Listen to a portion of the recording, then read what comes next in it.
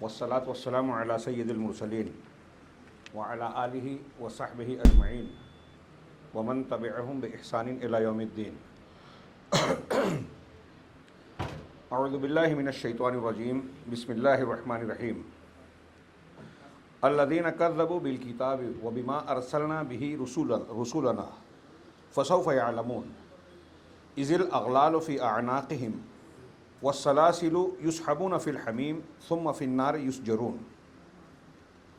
وقال تعالی فإن لم يستجیبوا لک فاعلم انما یتبعون اہواءہم فإن لم يستجیبوا لک فاعلم انما یتبعون اہواءہم ومن اضل ممن اتبع ہواہ بغیر ھدی من اللہ ان اللہ لا یہدی القوم الظالمین۔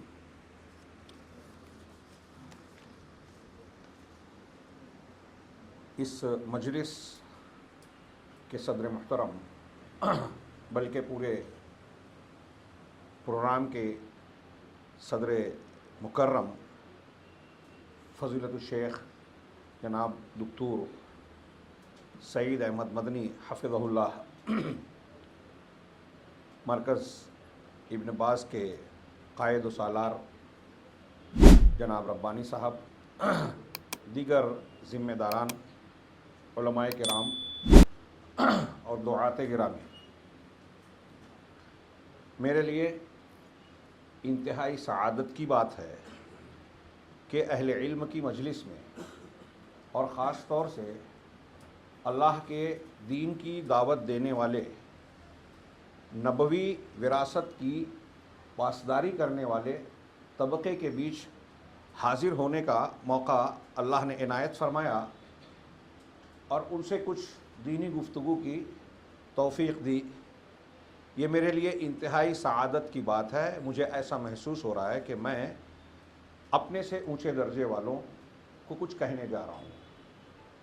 ظاہر سی بات ہے کہ چھوٹا بڑے کو نصیحت کیا کرے گا، لہٰذا میں جو باتیں عرض کروں گا وہ جہاں مخاطبین کے لیے ہے، خود میرے اپنے لیے بھی ہے۔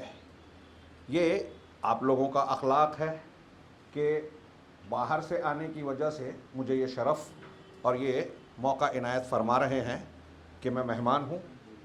اللہ رب العالمین سے دعا ہے کہ ہمارے آپ کے اس عمل کو، میرے اس آنے کو اللہ تبارک و تعالیٰ اخلاص عطا فرمائے اور اسے دنیا اور آخرت کے لیے، ہمارے دینی کاموں کے لیے باعث خیر و برکت بنائے، ہم سب کو جنت الفردوس میں ملائے۔ محترم حاضرین، جیسا کہ اس پورے آج کے دورے کا مرکزی عنوان ہے فتنہ انکار حدیث، اور مجھے اسی عنوان سے لگ کر گفتگو کرنے کا حکم دیا گیا ہے۔ میں بطور معذرت یہ عرض کر رہا ہوں کہ میری طبیعت کافی ناساز تھی۔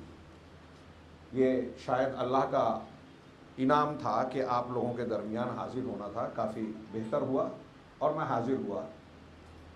پھر بھی میں یہ فیصلہ نہیں کر پا رہا ہوں کہ متعین اور محدود وقت میں فتنہ انکار حدیث کے کس پہلو پر تفصیلی گفتگو کروں۔ کسی ایک دو یا چند پہلوؤں پر گفتگو کرنے سے کئی پہلو چھوٹ جاتے ہیں اور چھوٹ جائیں گے، کیونکہ وقت محدود ہے اور مجھ سے زیادہ بہتر اہل علم مختلف عناوین کے تحت آپ لوگوں سے خطاب پر مامور ہیں۔ لہٰذا اللہ سے دعا ہے کہ جو ہمارے لیے زیادہ مفید بات ہو مجھے اسے کرنے کی توفیق عطا فرمائے اور ہمارے لیے مفید بنائے۔ مجھے یہ بھی دکھ ہے کہ مجھے تیلگو زبان نہیں آتی، اور ابھی شیخ جب خطاب فرما رہے تھے تو میں کما حقہ استفادہ نہیں کر پا رہا تھا، اور اسی کے درمیان یہ بھی معلوم ہوا کہ یہاں کچھ دعات ایسے بھی حاضر ہیں جو صرف تیلگو جانتے ہیں، یا کچھ نامسلم ایسے ہیں۔ کیا وہ لوگ میری باتیں سمجھ رہے ہیں؟ ترجمہ ہوگا؟ اچھا، ماشاء اللہ، بارک اللہ۔ ایک تھوڑی سی مجھ کو راحت مل گئی، الحمدللہ۔ آئیں نفس موضوع پر کچھ گفتگو کرتے ہیں۔ فتنہ انکار حدیث، تھوڑی سی ترتیب میں فرق کر کے میں یہاں آغاز کلام میں یہ اس پر گفتگو کرنا چاہتا ہوں کہ انکار حدیث کے فتنے یا اس بیماری کا سبب کیا ہے۔ اللہ کے نبی جناب محمد رسول اللہ صلی اللہ علیہ وسلم کی رسالت اور نبوت پر ہر وہ شخص جو اپنے آپ کو مسلمان کہتا ہے، جو قرآن کو ماننے کا دعویٰ کرتا ہے، اسے اس بات سے فرار اور بھاگنے کی کوئی جگہ ہے ہی نہیں کہ وہ جناب محمد رسول اللہ صلی اللہ علیہ وسلم کو رسول ماننا ہی پڑے گا۔ پھر کیا وجہ ہے کہ اللہ کے نبی صلی اللہ علیہ وسلم کو رسول ماننے کے باوجود وہ آپ کی احادیث مبارکہ یا سنت مطہرہ کا کسی نہ کسی شکل میں انکار کرے؟ اس کی وجوہات میں کچھ تمہیدی باتیں جو میں کرنے جاؤں تو شاید بات لمبی ہو جائے، آ جائے گی۔ وہ یہ کہ اس کی سب سے پہلی اور بنیادی وجہ، جو لوگ حدیثوں کا انکار کرتے ہیں اس فتنے کا شکار ہوتے ہیں، ان کے بارے میں یہ کہوں گا کہ ان کے یہاں سب سے بنیادی چیز یہ پائی جاتی ہے کہ وہ جہالت کا اور عظیم الشان اور کئی رخ کی، کئی جانب کی جہالت کا شکار ہے۔ وہ جاہل ہیں، ایک ہی بات میں نہیں، سب سے پہلے ان کی جہالت ہے اسلام اور شریعت مطہرہ کی بنیاد سے جاہل ہے۔ جناب محمد رسول اللہ صلی اللہ علیہ وسلم کی رسالت اور رسالت کے مقاصد سے جاہل ہے۔ اللہ کے نبی صلی اللہ علیہ وسلم کے حقوق اور آپ کے جو نبوت کے اثرات اور تقاضے ہیں، تقاضوں سے جاہل ہیں۔ نبی کریم صلی اللہ علیہ وسلم کی احادیث کی تدوین کرنے والے، خدمت کرنے والے محدثین کی قربانیوں اور کاوشوں سے جاہل ہیں، فن حدیث کی باریکیوں، گہرائیوں سے جاہل ہیں۔ اب ان میں سے ایک ایک پہلو کو اگر ہم زیر بحث لائیں تو کافی لمبی لمبی گفتگو کی جا سکتی ہے۔ میں اختصار کے ساتھ کہنا چاہوں گا کہ نبی کریم صلی اللہ علیہ وسلم کی نبوت اور شریعت کے مقاصد سے، دین کی بنیاد سے یا دین کے بنیادی مقاصد سے ان کی جہالت کا پہلو اگر ہم دیکھیں تو غور کیجئے کہ اللہ رب العالمین نے اس دنیا میں ہم کو آپ کو زندہ کیا۔ جب ہم دین پڑھتے ہیں تو پہلا سبق یہ جانتے ہیں کہ اس کائنات کو پیدا کرنے کا مقصد کیا ہے، وما خلقت الجن والانس الا لیعبدون، کہ جن و انس کی پیدائش ہم نے اس لیے کی کہ وہ صرف میری عبادت کریں۔ اللہ کی عبادت کرنے کے لیے اللہ کی معرفت چاہیے۔ ابھی آپ اللہ تعالیٰ کے اسماء و صفات پر ایک علمی خطاب سماعت فرما رہے تھے۔ توحید کا، اللہ پر ایمان کا معاملہ ٹھیک ٹھاک ہو ہی نہیں سکتا جب تک آپ ایمان کے اس پہلو کو صحیح طریقے سے نہ جانیں اسماء و صفات کے متعلق۔ اور آپ نے اس خطاب میں یہ بھی یقیناً سنا ہوگا کہ اس باب میں ہم دیکھتے ہیں کہ بہت سارے طبقات الگ الگ افکار کے شکار ہو گئے، منحرف ہو گئے، گمراہ ہو گئے۔ ان گمراہیوں سے بچنے کے لیے اللہ رب العالمین نے کوئی انتظام کیا کہ نہیں کیا؟ جب اللہ تبارک و تعالیٰ نے اس کائنات کو بنایا اس لیے کہ لوگ اس کی معرفت اور پہچان کرنے کے بعد اس کے حق کو جانیں اور صرف اس کا حق ادا کریں، یعنی توحید کو اختیار کریں اور توحید کی ضد یعنی شرک کے ہر طریقے، ہر قسم سے اپنے آپ کو بچائیں۔ کیسے بچیں گے؟ اس ضمن میں نے وہ تفصیل چھوڑ دی جس میں یہ کہنے کی یہ لمبی تفصیل کہ اللہ رب العالمین نے انسانوں کو پیدا کیا، جنوں کو پیدا کیا تو ہماری ضرورت کا سارا سامان دیا، کھانا دیا، دانا دیا، پانی دیا، ہوا اور آکسیجن دی، کپڑا دیا پہننے کے لیے، رشتہ دار دیے، گھر دیا، جو چاہیے سب دیا، شریر کی ساری ضروریات دی۔ تو شریر کی ضرورت سے کہیں زیادہ روح کی ضرورت اہم ہے، وہ ہدایت ہے۔ تو اللہ تعالیٰ نے جہاں ہم کو کھانا پینا دیا اس سے بڑھ کر ہدایت دی۔ ہدایت کا انتظام کیسے کیا؟ اب وہی جوڑ دیجئے، معرفت الہی اور اللہ رب العالمین کا حق ادا کرنے کے لیے، ہماری اپنی زندگی کے مقصد کو پورا کرنے کے لیے ہدایت کی ضرورت ہے۔ یہ ہدایت نہ ملے تو دنیا میں بھی انسان جانوروں کی، درندوں کی زندگی گزارے گا، بدبختی اور کیا شقاوت اس کو گھیرے گی، اور آخرت میں بھی ہمیشہ کا بھیانک عذاب اس کا مقدر بن جائے گا۔ اس سے بچنے کے لیے کھانے پینے سے زیادہ، کہیں زیادہ ضرورت ہم کو ہدایت کی ہے۔ یہ ہدایت اللہ تبارک و تعالیٰ نے دی یا نہیں دی؟ دنیا میں جو لوگ حدیثوں کا انکار کرتے ہیں ان سے بھی سوال کیجیے اور پوچھیے کہ اللہ تعالیٰ نے یہ ہدایت کس طریقے سے دی، کس ذریعے سے دی؟ جی میں آپ سے سوال کر رہا ہوں، کس کے ذریعے سے دی؟ انبیاء کے ذریعے، انبیاء کے ذریعے دی۔ اب میرا ایک سوال اس پر ان منکرین حدیث سے یہ ہے، آپ ان سے سوال کر سکتے ہیں جب ان کو سمجھانا ہو، کہ ایک ایسی کتاب بتائیے اللہ کی آسمانی ہدایت والی کہ اللہ نے کتاب اتاری ہو بغیر نبی کے۔ کیا ایسی کوئی کتاب ہے جو بغیر پیغمبر کے لوگوں تک اللہ نے پہنچائی ہو، حضرت جبرائیل اور فرشتوں کے ذریعے سے گھر گھر اس کا ایک ایک نسخہ بانٹ دیا ہو؟ نہیں۔ لیکن اس کو پلٹ کے سوال کیجئے کہ ایسے کئی رسول ہو سکتے ہیں اور ہیں کہ نہیں ہیں جو رسول تو ہوئے لیکن ان پر کوئی کتاب نازل نہیں ہوئی۔ ایسا ہوا کہ نہیں ہوا؟ اس کا مطلب یہ ہے کہ رسول کی شخصیت کو بطور ہدایت امت میں بھیجنا اللہ کی سنت دائمی ہے، دائمہ ہے،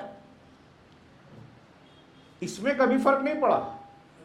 لیکن ایسا ہوا کہ کئی امتوں میں پیغمبر آئے، ان پر کتاب نہیں آئی۔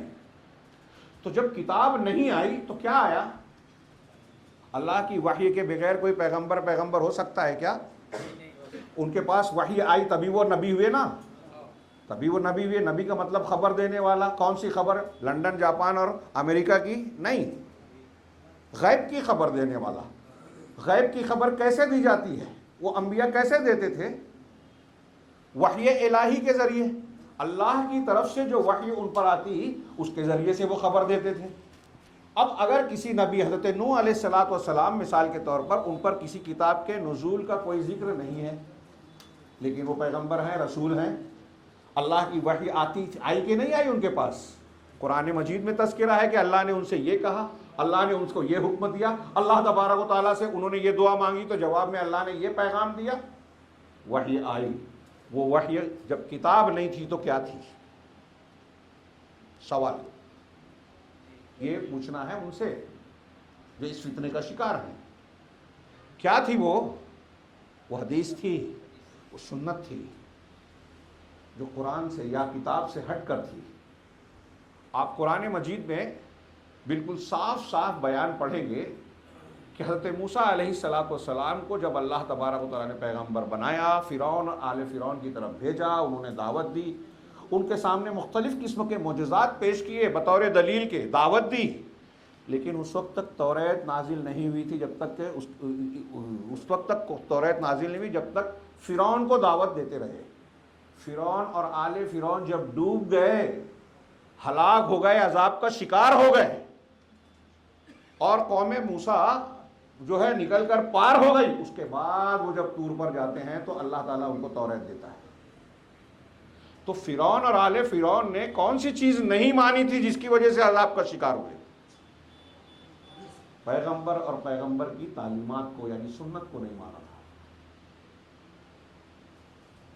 تو اللہ تبارک و تعالیٰ نے پیغمبر کو، اس کو دوسرے لفظوں میں کہوں تو کچھ لوگوں کو سننے میں عجیب سا لگے گا، کہ قرآن کو اللہ کے نبی صلی اللہ علیہ وسلم کی زیادہ ضرورت ہے بنسبت رسول کو قرآن کی ضرورت کی۔ یہ ذرا احتیاط سے بولیے گا عوام میں، کیونکہ کچھ لوگوں کو ہضم نہیں ہوگا۔ اس کو تھوڑا آسان کر کے بولیے، آسان کر کے اس طرح بولیے کہ قرآن مجید جو اللہ تبارک و تعالیٰ نے ہم کو اور آپ کو دیا، امت کو دیا، یہ قرآن کیسے ملا؟ جو میں نے پہلے بیان کیا، کیسے ملا، کس سے ملا؟ نبی صلی اللہ علیہ وسلم کے ذریعے۔ بغیر نبی صلی اللہ علیہ وسلم کو مانے آپ قرآن کیسے مان سکتے ہو؟ راوی قرآن کون ہے؟ نبی کریم صلی اللہ علیہ وسلم۔ اللہ تبارک و تعالیٰ نے قرآن ہم تک پہنچایا تو قرآن کی سند بیان کی، قرآن کی سند بیان کی۔ اللہ تعالیٰ نے سورہ تکویر میں فرمایا نا کہ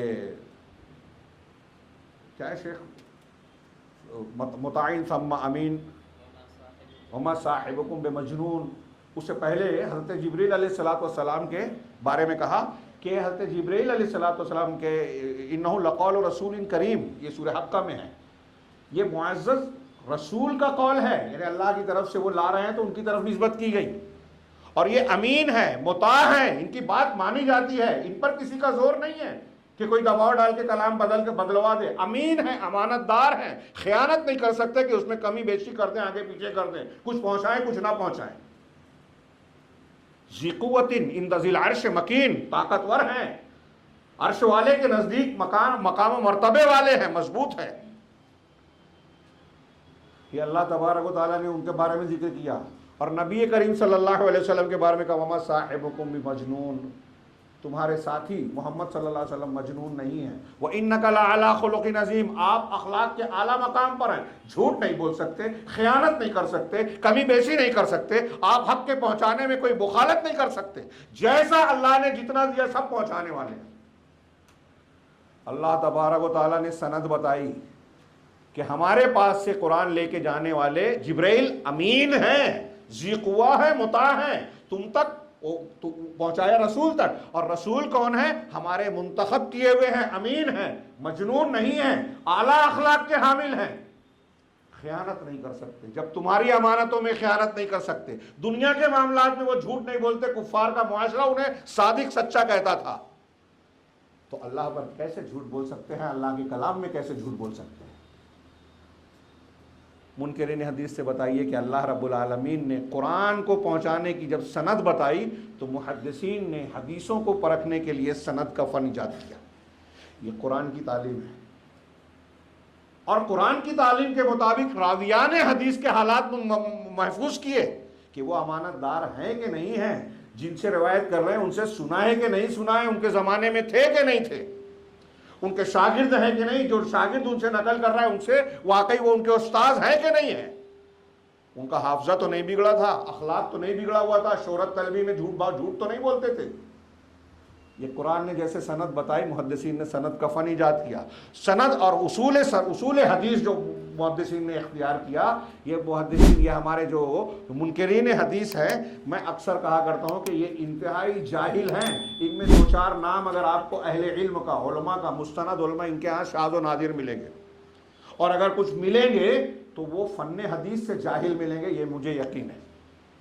کوئی آدمی اگر فن حدیث کو جانے گا وہ حدیث کے انکار کی جرت نہیں کر پائے گا۔ مستشرقین جو غیر مسلم ہوتے ہیں، اسلام پر اعتراض کرنے کے لیے جنہوں نے اسلام پر اسٹڈی کی، انہوں نے جب اس فن کو پڑھا تو حیرت میں پڑ گئے، اور محدثین کی خوبیوں کا اعتراف کرنے پر مجبور ہوئے۔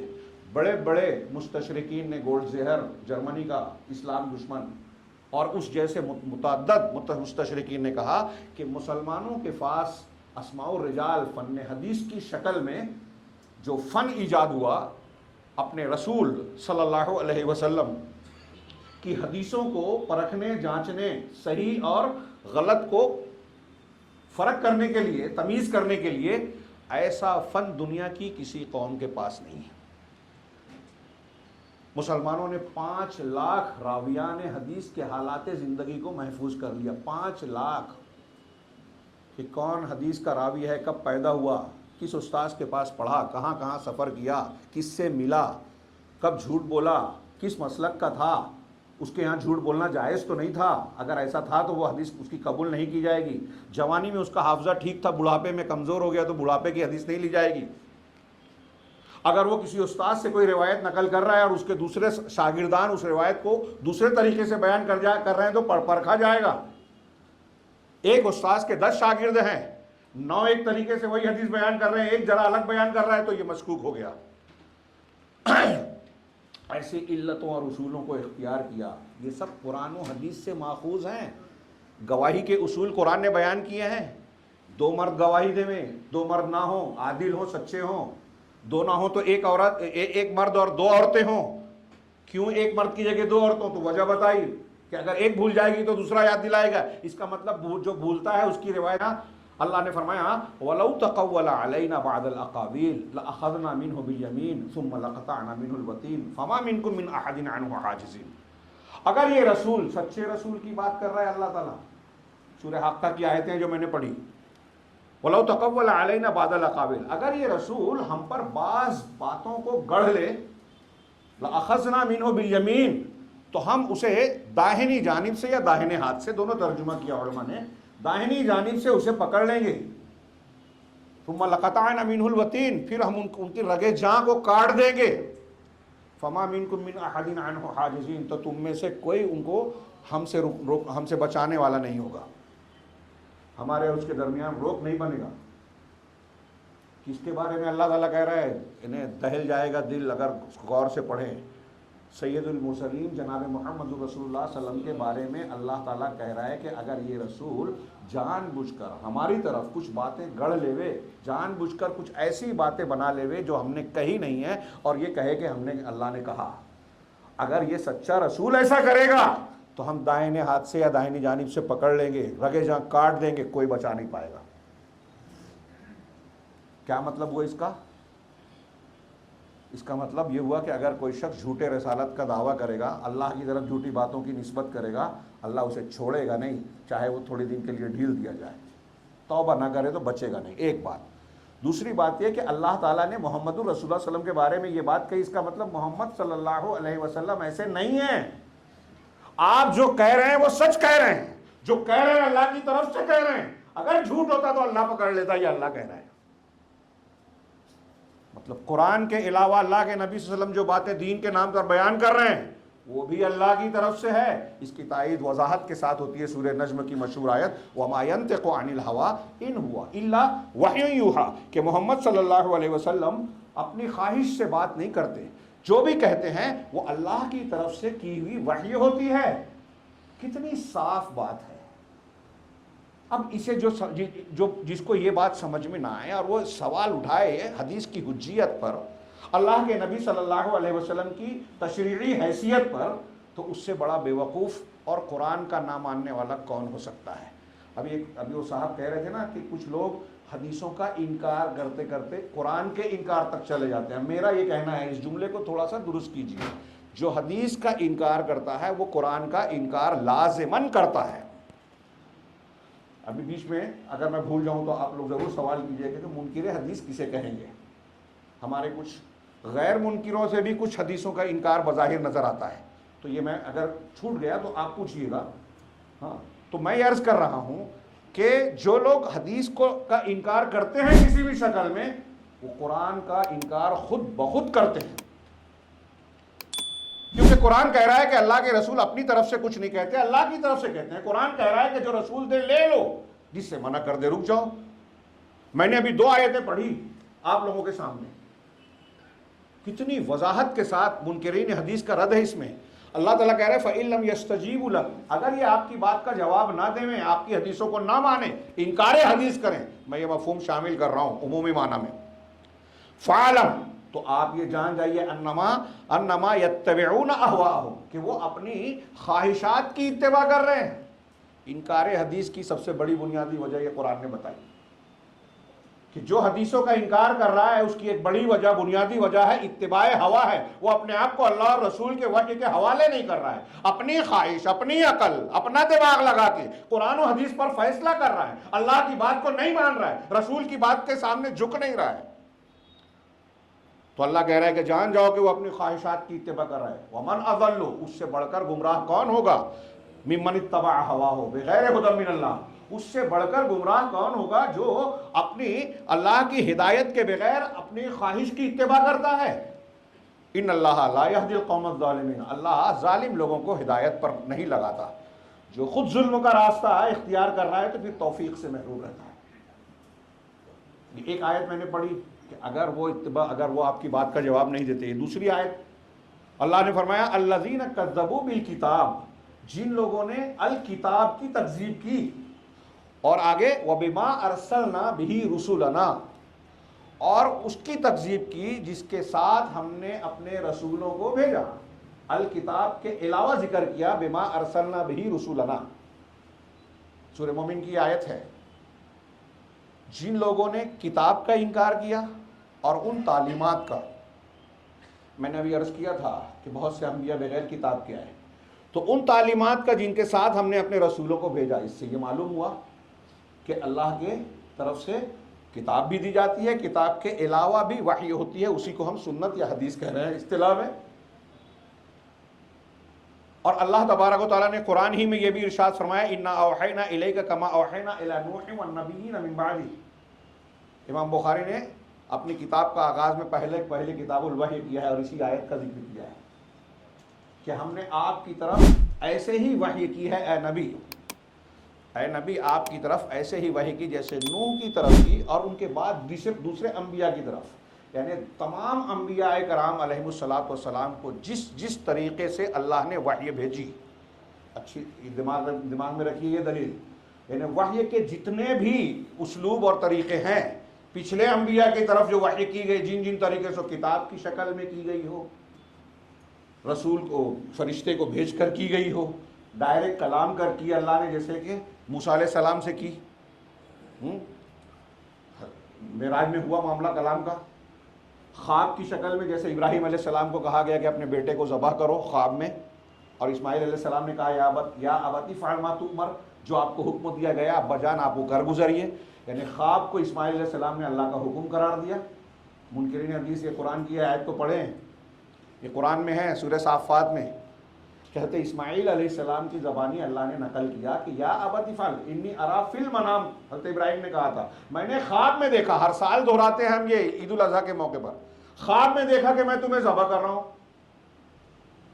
انی ارا فی المنام انی اذبحک فانظر ماذا تری، تو دیکھو غور کرو کیا رائے ہے تمہاری، تو حضرت اسماعیل کیا کہتے ہیں یا ابت افعل ما تؤمر، جو آپ کو حکم دیا جا رہا ہے ابا جان وہ کر لیجئے، یعنی نبی کو یہ معلوم ہے کہ میرے ابا نبی ہیں اور نبی کو جو خواب میں دکھایا جاتا ہے وہ اللہ کی طرف سے ہوتا ہے، یعنی وحی ہے۔ منکرین حدیث یہ نہیں مانتے تو قرآن کہاں مانے؟ اللہ کے نبی صلی اللہ علیہ وسلم کو خواب دکھا، آپ کو آپ کی وحی اور آپ کی حدیث ہم نے مانا، وحی مانا اور اس پر ایمان لانا لازم قرار دیا۔ منکر حدیث کہتا ہے کہ نہیں ماننا ہے، یہ خواب ہے، کتاب کہاں ہے، قرآن کہاں ہے؟ تو وہ قرآن کی اس آیت کا انکار کر رہا ہے، قرآن نہیں مان رہا ہے۔ تو اللہ تعالیٰ کہا کہ ان چیزوں کی جس نے تکذیب کی، جس کے ساتھ ہم نے اپنے رسولوں کو بھیجا، فسوف یعلمون، تو عنقریب ان کو معلوم ہو جائے گا۔ یہ دھمکی ہے اور دھمکی کے فوراً بعد کلی طور سے عذاب کی وعید ہے۔ اذ الاغلال فی اعناقہم، عنقریب وہ جان جائیں گے جب جو ہے ان کے گردنوں میں بیڑیاں ہوں گی، والسلاسل، اور وہ پابندے سلاسل زنجیروں میں جکڑے ہوئے ہوں گے، یسحبون فی الحمیم، زنجیروں میں جکڑ کر ان کو گرم کھولتے پانی میں گھسیٹ کر، ثم فی النار یسجرون، جہنم کی بھیانک آگ میں جھونک دیا جائے گا۔ منکرین حدیث کا یہ انجام بتایا قرآن نے۔ اللہ تبارک و تعالیٰ یہ بیان کر رہا ہے کہ رسول کی تعلیمات محفوظ ہیں اور ان کو نہ ماننے والے کا یہ انجام ہوگا۔ اللہ تبارک و تعالیٰ نے ایک اور آیت کا ذکر کر کے میں دوسرا پہلو آگے بڑھوں گا۔ اللہ نے سورہ بنی اسرائیل میں فرمایا وَإِن كَادُوا لَيَفْتِنُونَكَ عَنِ الَّذِي أَوْحَيْنَا إِلَيْكَ لِتَفْتَرِيَ عَلَيْنَا غَيْرَهُ، یہ قریب ہے کہ یہ آپ کو فتنے میں ڈال دیں، آزمائش میں ڈالیں، پھیر دیں میں ان بعض چیزوں سے جو ہم نے آپ کی طرف وحی کی ہے۔ ہاں، وَإِذًا لَاتَّخَذُوكَ خَلِيلًا، اللہ کے رسول صلی اللہ علیہ وسلم کے بارے میں اللہ تعالیٰ آپ سے خطاب کر کے کہہ رہا ہے کہ آپ کی طرف جو ہم نے وحی کی ہے، یہ مشرکین چاہتے ہیں کہ ان میں سے کچھ چیزوں سے آپ کو ہٹا دے میں، پھیر دے میں۔ ہاں، اگر آپ ایسا کر لیں میں تو یہ آپ کو اپنا دوست بنا لیں گے۔ جھگڑا کس بات کا ہے؟ اللہ کے دین کو پیش کرنے کا۔ ان کے اور ہمارے درمیان آج کل دعوت کے راستے میں کچھ لوگ اس بات پر بھی سمجھوتا کرنے لگتے ہیں جو بنیادیں ہیں ہمارے دین کی۔ تو اللہ تعالیٰ اسی کو کہہ رہا ہے کہ اگر آپ نے ان سے اس معاملے میں جو ان کو کھٹکتا ہے، آپ نے ان سے سمجھوتا کر لیا، اللہ کی تعلیم سے ہٹ گئے، آپ منحرف ہو گئے، تو اللہ کہہ رہا ہے کہ تب یہ آپ کو دوست بنا لیں گے۔ وَلَوْلَا أَن ثَبَّتْنَاكَ لَقَدْ كِدتَّ تَرْكَنُ إِلَيْهِمْ شَيْئًا قَلِيلًا۔ ڈرنے کی بات ہے کہ اگر اللہ تبارک و تعالیٰ کہہ رہا ہے کہ اگر ایسا نہ ہوتا کہ ہم آپ کو ثابت قدم رکھتے اور جمع نہ دیتے، تو ہو سکتا تھا کہ آپ ان کی طرف کچھ مائل ہو جاتے۔ نبی کریم صلی اللہ علیہ وسلم، ہم لوگ اپنے آپ کو بہت تیس مار خاں سمجھتے ہیں، ڈرنا چاہیے۔ ہاں، اور دعا مانگتے رہنا چاہیے، ربنا لا تزغ قلوبنا بعد اذ ہدیتنا۔ اللہ کے نبی صلی اللہ علیہ وسلم دعا کرتے تھے یا مقلب القلوب ثبت قلبی علی دینک، دعات کو اس کا اور اہتمام کرنا چاہیے اتباع رسول میں۔ اللہ کے رسول صلی اللہ علیہ وسلم سے کہا کہ اگر ہم آپ کو جمع نہیں دیتے، ثابت قدم نہ بناتے، تو آپ ان کی طرف کچھ مائل ہو جاتے، اور اگر ایسا ہوتا تو کیا ہوتا؟ ہاں، اذا لأذقناک ضعف الحیات وضعف الممات، تب ایسا ہوتا، اگر ایسا ہوتا تو ہم آپ کو زندگی کا دوہرا عذاب اور موت کا دوہرا عذاب دیتے۔ جب آپ کا مقام ڈبل اونچا ہے، لوگوں سے بلند ہے، تو آپ کا عذاب بھی ڈبل ہوتا۔ ایسا ممکن نہیں تھا، ہو بھی نہیں سکتا تھا کہ نبی صلی اللہ علیہ وسلم حق کی تبلیغ کے سلسلے میں غیروں سے کچھ جو ہے مصالحت کرتے، حق سے کوئی مداہنت برتتے، اور اللہ کے دین سے، قرآن سے کچھ منحرف ہو جاتے۔ ایسا نہیں ہو سکتا تھا، لیکن اس بیان میں امت کے لیے وعید، تعلیم اور تادیب ہے، تنبیہ ہے آپ کو اور ہم کو، کہ اس معاملے میں کوئی مداہنت اختیار نہ کی جائے۔ اللہ کے دین کے سلسلے میں جو کچھ نازل شدہ چیزیں ہیں، اس میں تبدیلی نہیں چلے گی، اس میں پھیر بدل نہیں چلے گا۔ اور اگر علماء حق جب اس کو سمجھتے ہیں نا، تو فتویٰ دینے سے ڈرتے ہیں۔ ابھی ہمارے بھائی گفتگو کر رہے تھے، کم علمی کے باوجود لوگ اپنے آپ کو علماء سے بے نیازی کا مظاہرہ کرتے ہوئے کہتے ہیں کہ ضرورت نہیں ہے ہمیں علماء کی، گوگل سے دیکھ لیں گے، بٹن ہمارے بٹن کے ذریعے لائبریریاں ہیں۔ بہت بڑی گمراہی ہے۔ اور آج کے اور اللہ کے نبی صلی اللہ علیہ وسلم کے بیان کردہ فتنوں میں سے ایک فتنہ ہے، یہود و نصارہ کے ایجنڈوں میں سے ایک ایجنڈا ہے کہ علماء کی تنقیص کی جائے، لوگوں کے سامنے مسلمانوں میں ان کی مقام کو گھٹایا جائے۔ اور ماشاءاللہ وہ بڑا، ماشاءاللہ نہیں کہنا چاہیے یہاں کہ اللہ رب العالمین بچائے امت کو، کہ وہ اس میں کافی حد تک کامیاب ہیں۔ علماء سے دوری قرآن حدیث سے دوری ہے، قرآن حدیث سے دوری ہر قسم کے فتنے کا راستہ کھول دیتی ہے۔ یہ ایک لمبی چوڑی بات کو میں نے 2 جملے میں کہی ہے، اس کا ثبوت، اس کی وضاحت، اس کی مثالیں پڑھتے رہیے۔ تو میں عرض یہ کرنا چاہتا ہوں، اللہ کے رسول صلی اللہ علیہ وسلم سے جب یہ کہا گیا کہ اگر ایسا ہوتا تو ہم آپ کو دوہرا عذاب دیتے، ثم لا تجد لک علینا نصیرا، پھر ہمارے خلاف آپ اپنے لیے کسی مددگار کو نہیں پاتے، کوئی آپ کی بھی مدد نہیں کر پاتا۔ اس میں جو استدلال اپنے اس موضوع سے متعلق کرنا چاہتا ہوں فتنہ انکار حدیث کے ضمن میں، وہ یہ ہے کہ اس آیت سے بھی یہ ثابت ہو رہا ہے کہ اللہ کے رسول سے اللہ کہہ رہا ہے کہ اگر آپ ہمارے نازل شدہ تعلیمات سے کچھ ہٹ جاتے تو آپ کو ہم عذاب دیتے، پھر کوئی بچا نہیں پاتا آپ کو۔ لیکن آپ کو عذاب نہیں ہوا، یعنی اللہ کا یہ فرمان بتا رہا ہے، اور آپ کی ترقی اور کامیابیاں بتا رہی ہیں کہ نبی کریم صلی اللہ علیہ وسلم محفوظ تھے، مامون تھے، سیکیور تھے۔ آپ کی تعلیمات کو اللہ نے محفوظ بنایا تھا، اور جیسے آپ کے زمانے میں وہ محفوظ تھی، کیونکہ لوگوں کو ضرورت تھی، قیامت تک کے لوگوں کے لیے ضرورت ہے، اس لیے قیامت تک کے لوگوں کے لیے محفوظ کیا۔ اس لیے اللہ کا وعدہ ہے، ذمہ داری لے رکھی ہے، انا نحن نزلنا الذکر وانا لہ لحافظون۔ مجھے یقین ہے کہ آپ اس آیت سے متعلق گفتگو سن چکے ہوں گے مختلف خطابات میں، کہ ہم نے الذکر کو نازل کیا اور اس کی حفاظت کرنے والے ہم ہی ہیں۔ منکرین حدیث کہتے ہیں کہ الذکر سے مراد قرآن ہے۔ تو آپ بتائیے کہ کیا صرف قرآن کے الفاظ کی حفاظت کی ذمہ داری اللہ نے لی ہے؟ پوچھئے منکرین حدیث سے کہ قرآن کے الفاظ نازل ہوئے تھے۔ اب صحابہ کرام جو موجودہ دور کے لوگوں سے عربی میں بھی سب سے اعلیٰ تھے، اس زمانے کے خطابات کو جاننے والے تھے، نبی صلی اللہ علیہ وسلم کے دور کے جو پس منظر تھے، حالات تھے، محاورے تھے، زبان و بیان کا جو مقصود ہوتا تھا، وہ بعد والوں سے زیادہ اسی زمانے کے لوگ جانیں گے نا۔ تو صحابہ کرام جتنا عربی جانتے تھے، کوئی بعد والا اتنا جانے گا؟ صحابہ کرام اس زمانے سے جتنا واقف تھے، بعد والا کوئی واقف ہوگا؟ صحابہ کرام قرآن کی آیتوں کے نازل ہونے کے واقعات اور پس منظر کو، جس کو شان نزول ہم کہتے ہیں، اس کو جتنا جانتے تھے، بعد والا کوئی جانے گا؟ پھر بھی ان ساری باتوں کے باوجود اللہ کے نبی صلی اللہ علیہ وسلم کے بیان کی ان کو ضرورت تھی۔ اور قرآن کہتا ہے، منکرین حدیث سے یہ دماغ میں رکھیے، قرآن یہ کہتا ہے کہ وَنَزَّلْنَا إِلَيْكَ الذِّكْرَ لِتُبَيِّنَ لِلنَّاسِ مَا نُزِّلَ إِلَيْهِمْ، سورہ نحل کی آیت ہے کہ ہم نے الذکر کو آپ کی طرف، ذکر کی حفاظت کی ذمہ داری نازل لی۔ اب ذکر کو نازل کیا، اس کو جوڑ دیجئے دونوں آیتوں کو، ہم نے آپ کی طرف ذکر کو کیوں نازل کیا؟ لِتُبَيِّنَ لِلنَّاسِ، تاکہ آپ لوگوں کے لیے بیان کریں، تبیین کریں. کیا بیان کریں؟ مَا نُزِّلَ إِلَيْهِمْ، جو ان کی طرف نازل کیا گیا ہے. مطلب نازل شدہ چیزوں کے بیان کی ضرورت ہے. قرآن کافی ہے، منکرین حدیث کا سب سے بڑا نعرہ یہ ہوتا ہے، حدیثوں کی ضرورت نہیں ہے. کیوں نہیں ہے بھائی ضرورت؟ قرآن کافی ہے، ہم نے مانا. کس اعتبار سے کافی ہے؟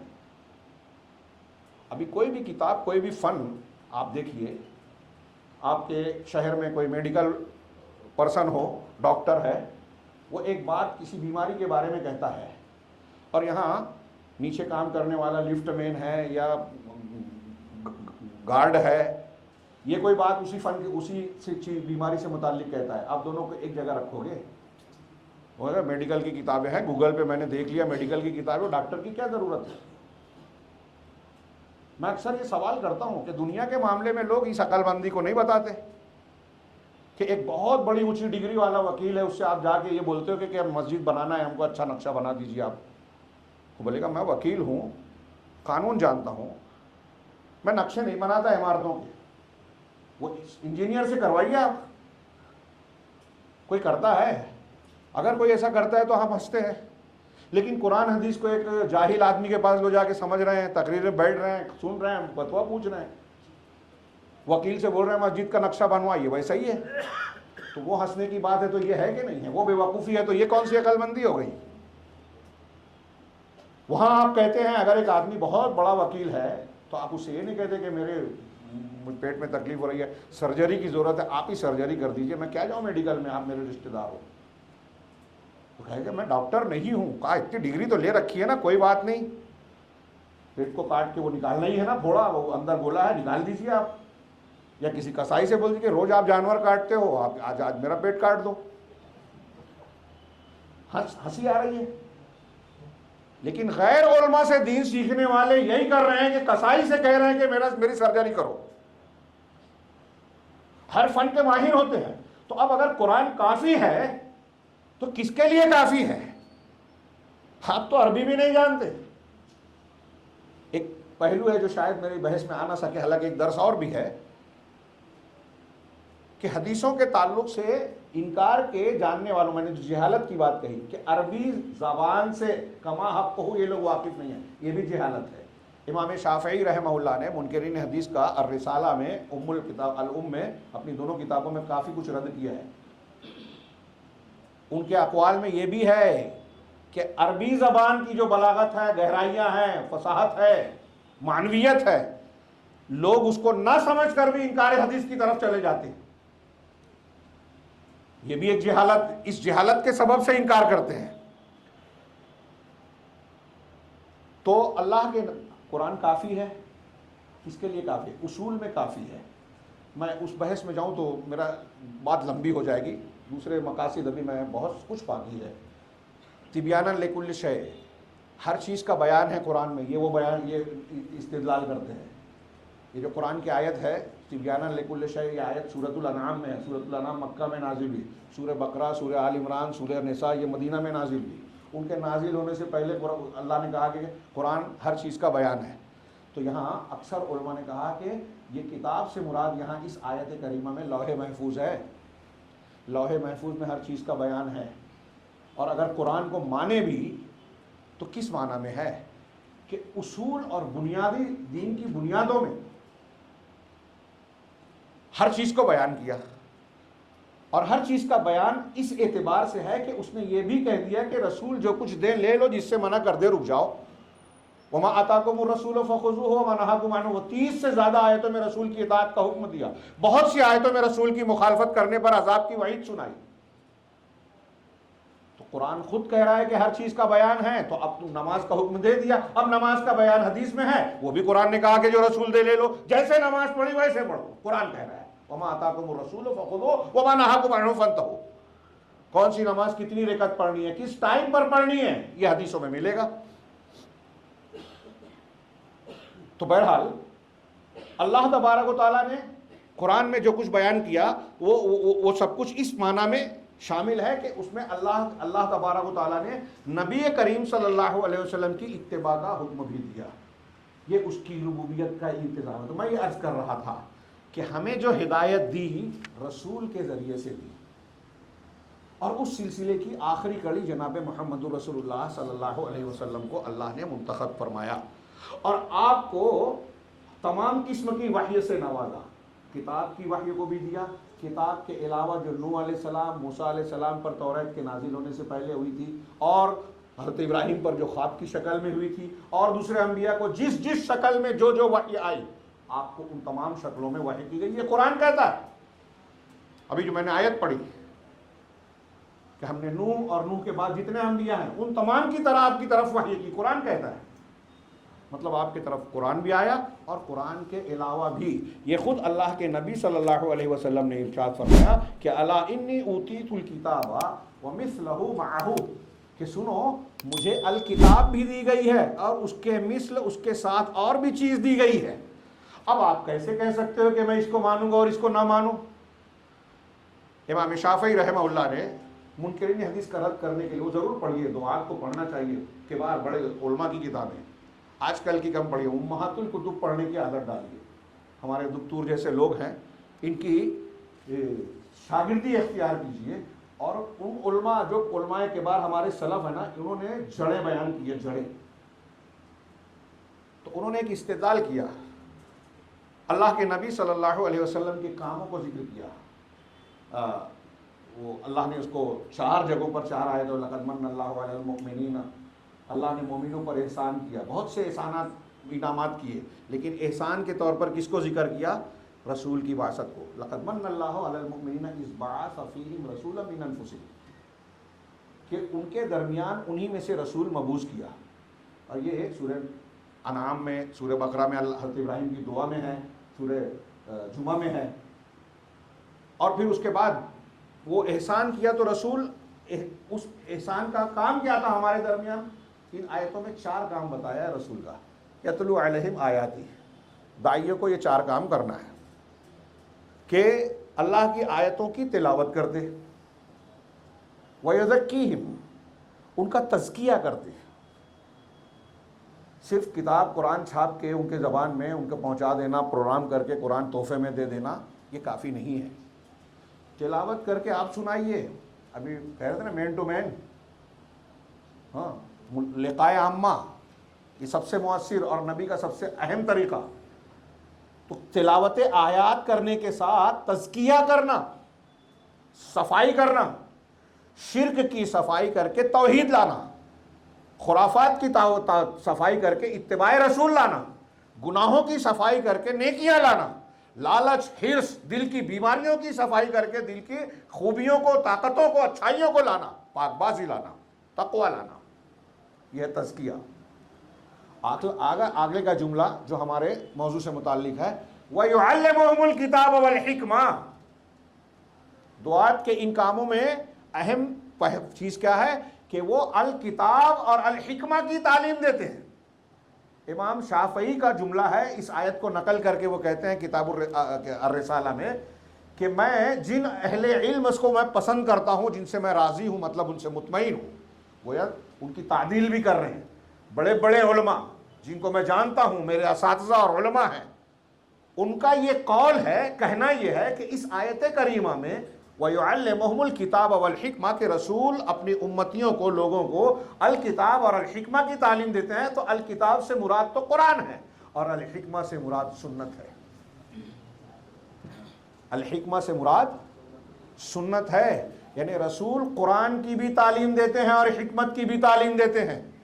منکرین حدیث کہتے ہیں کہ ہم قرآن مانیں گے، سنت نہیں مانیں گے، یعنی الکتاب مانیں گے، الحکمہ نہیں مانیں گے، یعنی رسول کی ضرورت کا انکار کر رہے ہیں کہ نہیں کر رہے ہیں۔ ایک آیت یہیں اور بھی جوڑ دیجئے جو مجھے پچھلے بیان سے جوڑنا چاہیے، اِنَّا نَحْنُ نَزَّلْنَا الذِّكْرَ اور لِتُبَيِّنَ لِلنَّاسِ مَا نُزِّلَ إِلَيْهِمْ والی آیت کے ساتھ۔ یہ سورہ قیامہ میں اللہ نے فرمایا کہ فَإِذَا قَرَأْنَاهُ فَاتَّبِعْ قُرْآنَهُ، اس سے پہلے کی آیت کیا ہے کہ لَا تُحَرِّكْ بِهِ لِسَانَكَ لِتَعْجَلَ بِهِ۔ حضرت جبریل علیہ السلام جب آپ کو وحی سناتے تھے تو آپ جلدی جلدی پڑھنے کی کوشش کرتے، عجلت کرتے، تو اللہ نے کہا ادب سکھایا، تعلیم کا یہ ادب ہے۔ استاد سے جب آپ سنیں تو قبل ان یقضی الیہ وحیہ سورۃ طٰہٰ کی آیت اور اس آیت کی روشنی میں علماء نے کہا کہ عالم کوئی چیز بیان کر رہا ہے تو غور سے اطمینان کے ساتھ سنیں، اس کی بات پوری ہونے دیں، بیچ میں ٹوکے نہیں، بولے نہیں، سورۃ طٰہٰ کی آیت سے اور اس آیت سے استدلال کر کے پوری بات ہونے دیں۔ تو اللہ نے یہاں فرمایا لا تحرک بہ لسانک، اپنی لتعجل بہ، کہ عجلت کرتے ہوئے، جلدی کر کے اپنی زبان کو حرکت مت دیجیے۔ ان علینا جمعہ و قرآن، آپ جلدی کیوں کرتے تھے؟ آپ کو ڈر لگتا تھا کہ کہیں کچھ چھوٹ نہ جائے، بھول نہ جاؤں، تو اللہ نے ذمہ داری لی کہ اس کا جمع کرنا آپ کے سینے میں محفوظ ہو جائے، جمع ہو جائے، اور ایسے بھی جمع کر دینا، ہاں یہ ہماری ذمہ داری ہے۔ ان علینا جمعہ و قرآن، اور اس کا پڑھانا بھی، اس کا پڑھنا اور جمع کرنا یہ ہماری ذمہ داری ہے، قرآن کہہ رہا ہے، اللہ فرما رہا ہے۔ پھر آگے والا جملہ منکرین حدیث کو لکھ لیجئے، اس کو اچھی طرح، شاندار بیان ہے قرآن کا۔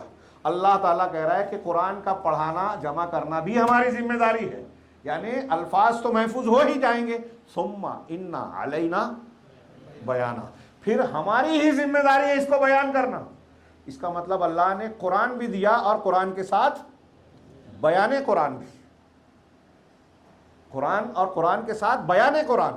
میں نے اس سے پہلے بیان کیا کہ اللہ صحابہ کرام سب سے زیادہ جانتے تھے، لیکن صحابہ کرام کو بھی قرآن میں بعض جگہ کئی چیزوں کو سمجھنے میں غلطی ہوئی، جس کی اصلاح اللہ کے رسول نے فرمائی، جس کی تعین صرف لغت سے نہیں ہو سکتی، جیسا کہ آج کل کچھ لوگ کرتے ہیں۔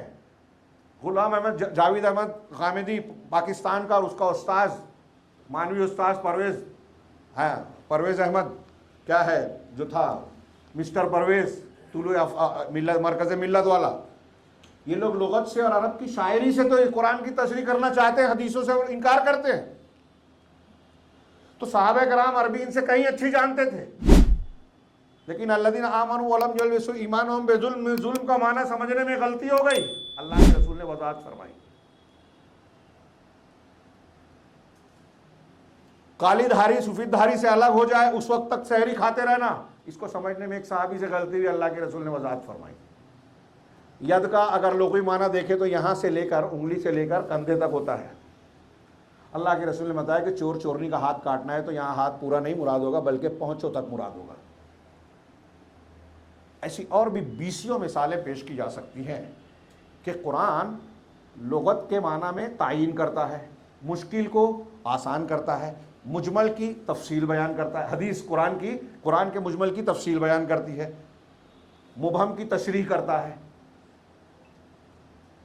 اختصار کو مفصل میں بیان کرتا ہے، اس کے معنی کی وضاحت کرتا ہے، تعین کرتا ہے، اس کی صحیح تشریح کرتا ہے۔ اس لیے جو شخص قرآن حدیث کو نہیں جانے گا وہ قرآن کو جان ہی نہیں سکتا۔ یہ حضرت عمر کا قول بھی ہے کہ سب سے زیادہ قرآن کا جاننے والا وہ ہوگا جو سب سے زیادہ حدیث کا جاننے والا ہوگا۔ حدیث کا جاننے والا اگر کوئی نہیں ہے تو وہ قرآن کا جاننے والا نہیں ہو سکتا، کتنا بڑا علامہ بنے، دانشور بنے، روشن خیال بنے۔ تو اللہ تبارک و تعالیٰ نے جو ہے بیان قرآن بھی نازل کیا، وَيُعَلِّمُ الْكِتَابَ وَالْحِکْمَةَ، وہی بیان الحکمہ ہے۔ تو سوال یہ ہے کہ اللہ نے قرآن کے الفاظ کو محفوظ کیا تو کیا بیان کو محفوظ نہیں کیا؟ صحابہ کو اگر بیان کی ضرورت تھی تو آج کے جاہلوں کو ضرورت نہیں ہے، خاص طور سے یہ منکرین حدیث کو، جو نہ عربی جانتے ہیں، نہ صحابہ کرام کا ماحول جانتے ہیں، نہ حدیثوں کو جانتے ہیں، نہ علمی میراث، مسلمانوں کی علمی میراث کا ان کو صحیح سے علم ہے۔ یورپ کو پڑھتے ہیں، یورپی علم سے متاثر ہیں، ان سے مرعوب ہیں، ڈرے ہوئے ہیں، دبے ہوئے ہیں، ان کے فلسفوں کی روشنی میں قرآن کی تشریح کرنا چاہتے ہیں۔ ان کی تشریحات پر اعتماد کیا جا سکتا ہے؟ سوال ہی نہیں۔ تو اللہ رب العالمین نے، جس نے رسولوں کو بھیج کر ہر امت پر حجت پوری کی، کسی کو عذر نہیں دیا کہ ہم کو معلوم نہیں تھا، تو اس امت میں اللہ کے نبی صلی اللہ علیہ وسلم کو بھیجا، قرآن کے ساتھ بیان قرآن دیا۔ صحابہ کو ضرورت تھی تو ہم کو بھی ضرورت ہے، اسی لیے اللہ تبارک و تعالیٰ نے جب نبوت کا خاتمہ ہو گیا ذمہ داری لے لی کہ اس کو ہم محفوظ کرنے والے ہیں، اِنَّا نَحْنُ نَزَّلْنَا الذِّکْرَ وَإِنَّا لَهُ لَحَافِظُونَ۔ اب قرآن کے الفاظ کو جس طرح محفوظ کیا اس طرح حدیثوں کو بھی محفوظ کیا، اور قرآن کی حفاظت کرنے والے ہم جس طریقے سے دیکھتے ہیں کہ کتابت قرآن کی طرح سے تجوید کے علم نکلا، اس کی تجوید کے اس کے ناسخ و منسوخ کا علم نکلا، اس کی تفسیر کے علوم، مختلف علوم کی شاخیں پیدا ہوئی جس کے ماہرین پیدا ہوئے، اور زبردست قرآن کو تواتر کے ساتھ ہر ایک لفظ کو محفوظ کیا۔ ایسے ہی اللہ تبارک و تعالیٰ نے اس امت میں ایسے افراد اور محدثین کرام کو نازل کیا جنہوں نے اپنی زندگیاں لگا کر فن حدیث، اسماء الرجال پر کام کیا، ان حدیثوں کو لکھا، محفوظ کیا، یاد کیا، اگلی امتوں تک پہنچایا، اس کی مخالفت کرنے والوں کا رد کیا، اس سلسلے میں آنے والی مختلف قسم کی پریشانیوں کو جھیلا۔ اور آپ اس سلسلے میں جب ان کی قربانیاں پڑھیں گے تو حیرت زدہ ہو جائیں گے۔ منکرین حدیث ان چیزوں سے ناواقف ہیں کہ کس طریقے سے زندگیاں کھپائی لوگوں کو۔ تو میں عرض کر رہا تھا کہ انکار حدیث کی جو بنیادیں بنتی ہیں اس میں سے دین کی بنیادوں سے، مقاصد شریعت سے اور اللہ کے نبی صلی اللہ علیہ وسلم کے مقام، حیثیت سے ناواقفیت ہے۔ وقت ہے میرا نا؟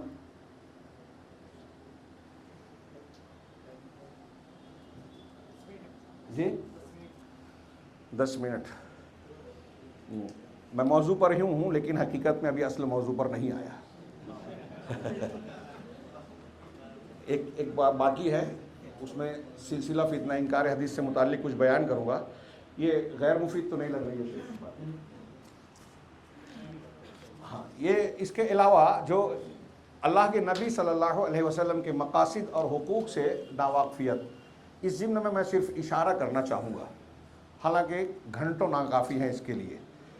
آپ تھوڑی دیر کے لیے سوچئے، جیسے میں نے ابھی حفاظت کی بات کی، ہاں، ایک اختصار کے ساتھ میں مختلف خطابات میں اس کا ذکر کرتا رہا ہوں، ہو سکتا ہے آپ نے دوسرے علماء سے سنا ہو، خود بھی پڑھا ہوگا، دعات ہے ماشاءاللہ۔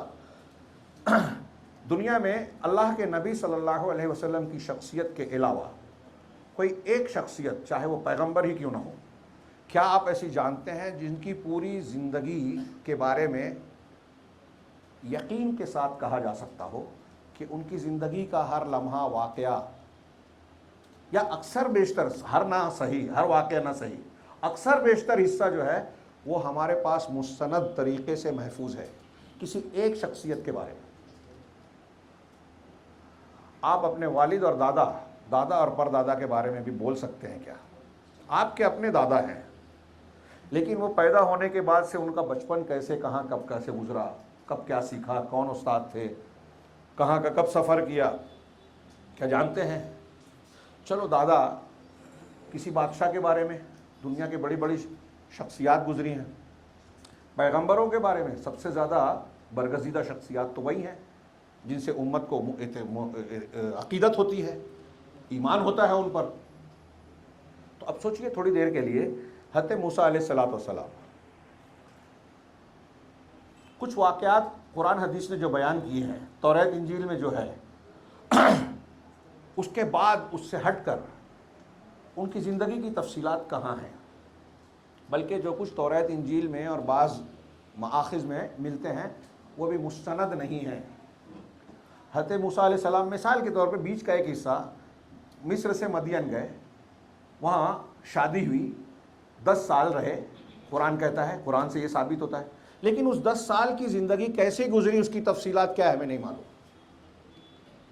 بچپن سے لے کر جوانی تک تذکرہ تو ہے کہ فرعون کے محل میں گزرا، اس کی تفصیلات نہیں معلوم، تھوڑی چیزوں کے علاوہ۔ حضرت عیسیٰ علیہ السلام، ایسا نصارہ کا کہنا ہے، عیسائیوں کا، کہ دنیا میں سب سے زیادہ عیسائی ہیں، لیکن نصارہ کے علماء کا کہنا ہے، انسائکلوپیڈیا آف برٹانیکا کے پادری علماء، یہ نصرانی علماء جو پادری کہلاتے ہیں، کہتے ہیں کہ 300 علماء اس میں شریک ہیں یا اس سے زیادہ۔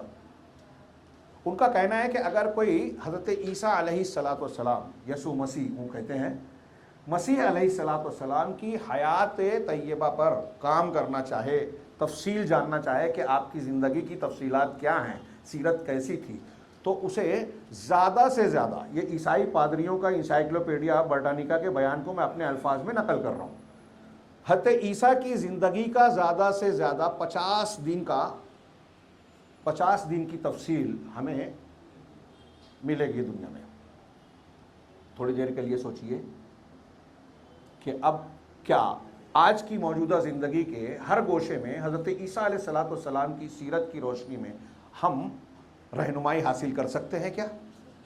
نصارہ سے ہم پوچھیں، منکرین حدیث سے پوچھیں، نہیں لے سکتے۔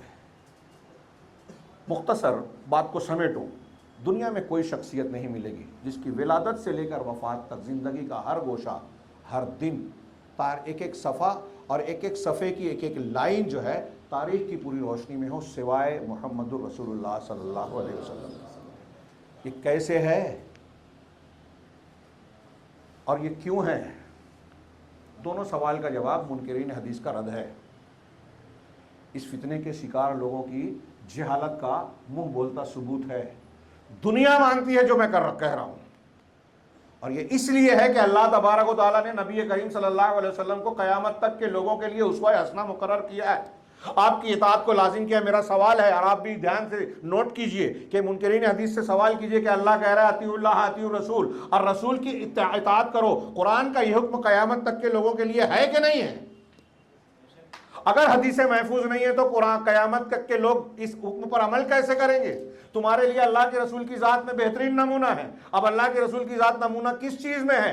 عقیدے میں بھی نمونہ ہے، عبادت میں بھی نمونہ ہے، وہ نماز ہو، روزہ ہو، حج ہو، زکوٰۃ ہو، تلاوت قرآن ہو، ذکر و اذکار ہو، صدقہ و خیرات ہو، پھر حلال حرام کا معاملہ ہو، رشتہ و پیوند کا معاملہ ہو، معاشرتی تعلقات کا معاملہ ہو، حق حقوق کا معاملہ ہو، سارے معاملے میں رسول اللہ صلی اللہ علیہ وسلم ہمارے لیے اسوہ اور نمونہ ہے۔ یہ قرآن کہہ رہا ہے۔